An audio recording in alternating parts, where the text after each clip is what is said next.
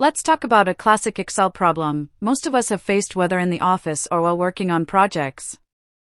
You have a large dataset like this one, and when you try to print it, the headers appear only on the first page. If your columns stretch across multiple pages, you might still see the headers, but it's hard to identify which data belongs to which row because the row titles don't repeat. But not anymore. Today, I'll show you a simple trick to take a perfect printout or create a clean PDF document, where your headers and row titles appear exactly where they should, on every page. Before we begin, please consider subscribing to the channel for more practical Excel tips like this. Here, I have a sample dataset with multiple rows and columns to demonstrate the issue. If I click on Print Preview, you'll notice that the header row, the titles and headings of the dataset, appear only on the first page. Also, the first column with customer name and order ID is also visible only on the first page, making it hard to follow the data on the following pages. So, I want these row and column headers to repeat on all the pages, so it's easier to read and understand the data, no matter which page you're on. Let me show you how.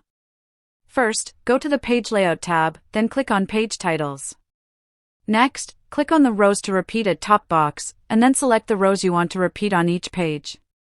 In this case, I want to repeat both the title and the heading rows, so I'll select them both.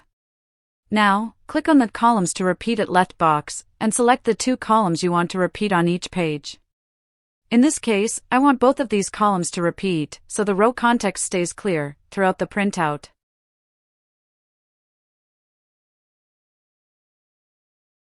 Next, we want to add page numbers, but not just the current page number. We'll add page numbers in the format page 1 of X, to make the document look more professional and easier to navigate. To add that, click on the small arrow in the bottom right corner to open the Page Setup window. In the window, go to the Header Footer tab, then click on Custom Footer.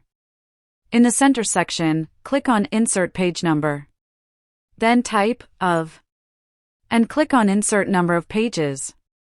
Click on the Format Text button if you want to adjust the font or size. Once you're done, click OK, OK, and OK again.